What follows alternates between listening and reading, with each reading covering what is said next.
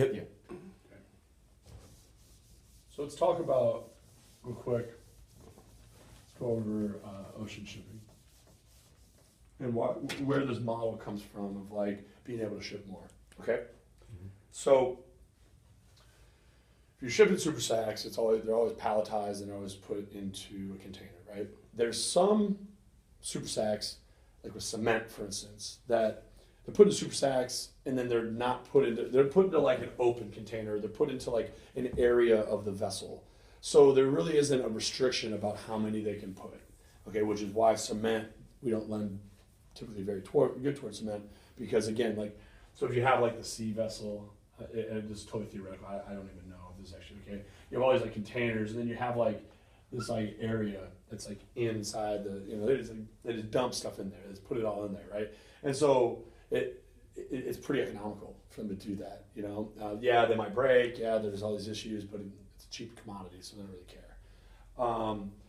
So in that case, we're not very, that isn't the person we're going to go after, right?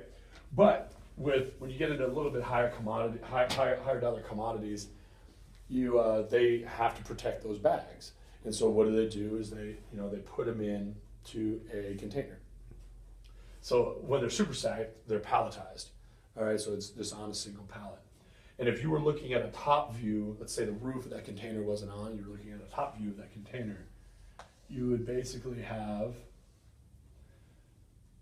it's the same dimensions, right? So you have 8 feet by 20 feet. And so what does that mean from, a pallet? So a pallet's what, like 4 by 4, right? Mm-hmm. So that means you can get 2 pallets that way, and then you can get, 5 pallets this way?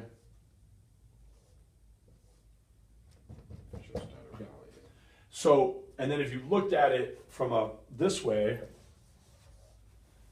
it's 8-6, but your pallets are going to be going to like here. Mm-hmm. You know what I mean? So you can't do 2 of them on top of each other. Right. So what you ask them is like, well, how many tons do you get in a super sack? Let's say they get 1 ton. This is an extreme example, okay, but just easy math. Mm-hmm. So you have 1 ton, you're able to get 10 tons in that container. Okay. Typically it's going to be 1.5 tons or 2 tons or something like that, okay? But so you get 10 tons into that container. So again, you're shipping like a lot of air here, and that air is just costing you a lot of money. But let's say you get 1.5 tons, that's 15 tons of product. And typically you're gonna see people that get like 15 to 20 tons into that container, which is what I was talking to those guys about, right? And there's a whole lot of reasons because of that, right? So if you get 20 tons, it's 40,000 pounds container. They have the same restrictions we have, However, when looking at this, this is where you get the advantage. Is you get the advantage of like with ours, like if that's 1.5 tons of 100 product density, we can at a minimum get 25 tons. So you're going to get like 5 to 10 tons of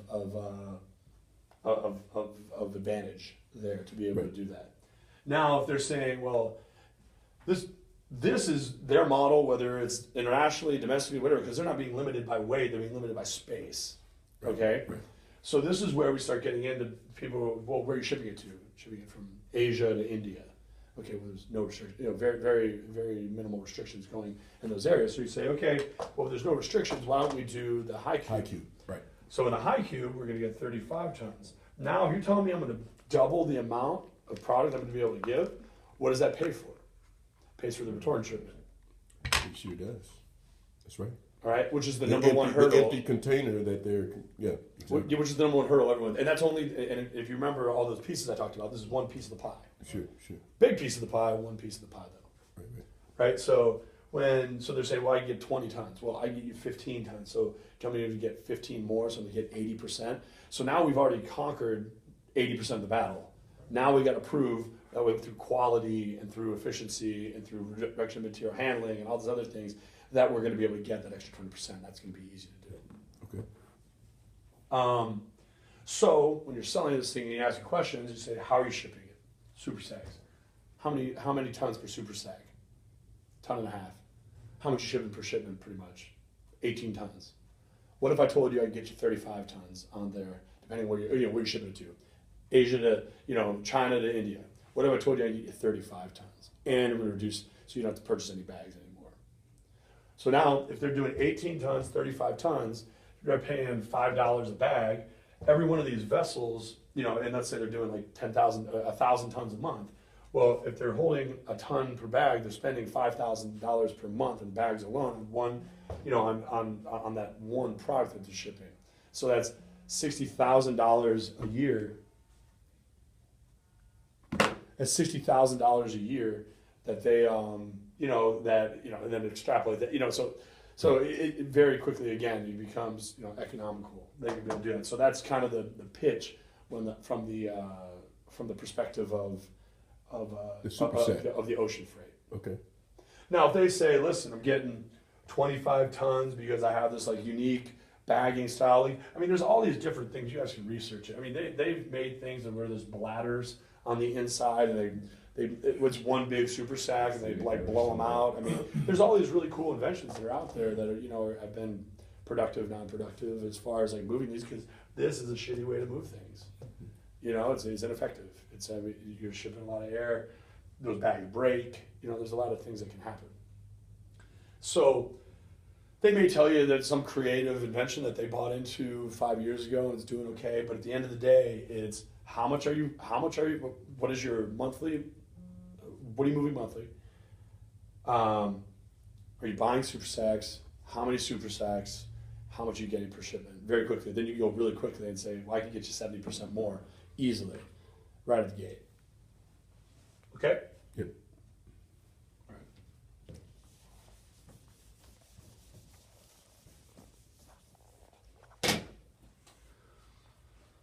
All right.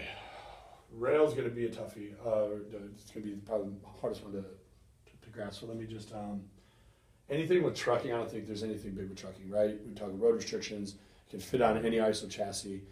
One of the biggest selling points, just at high level certification, is that, this is an intermodal container. Yeah, it looks weird, right?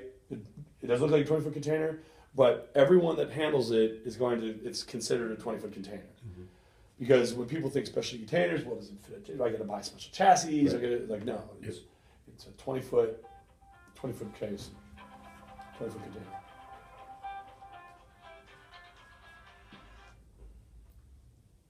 So, oh,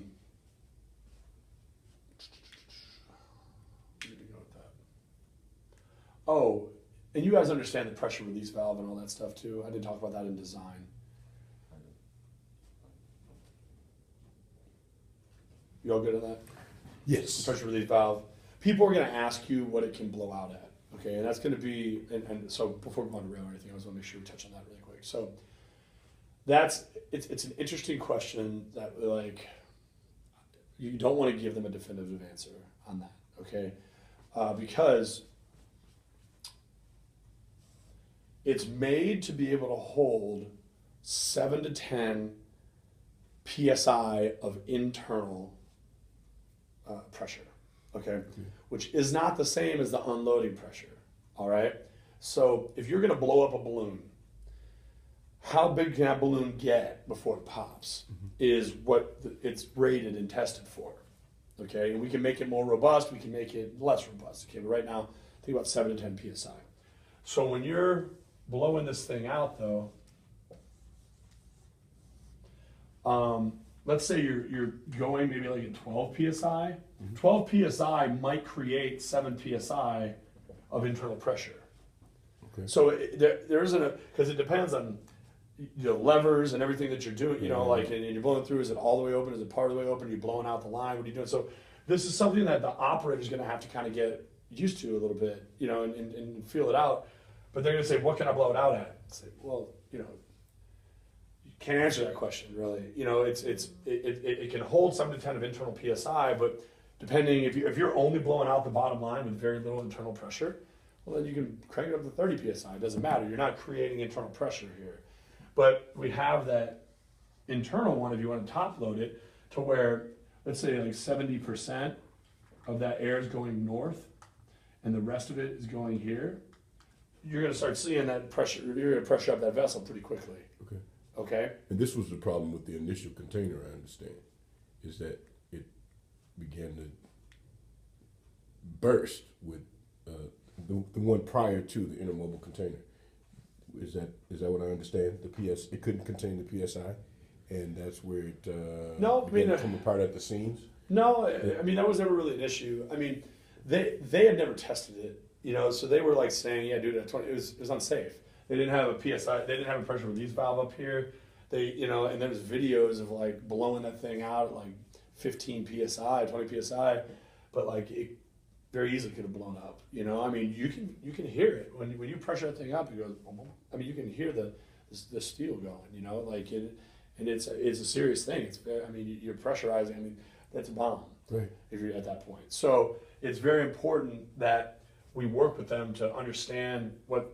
But the most important thing is that with the exception of like concrete, which, you know, may have a vertical silo that's, you know, 30 to 40 feet tall,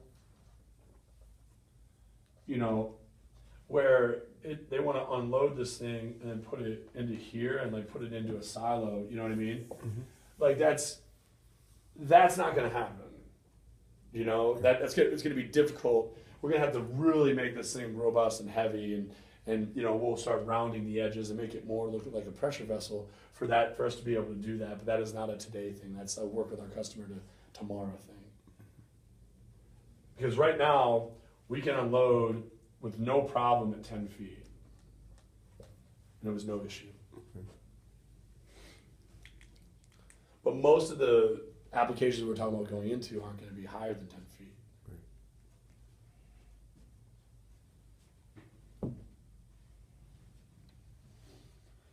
That was really the only other thing I want to talk about on design.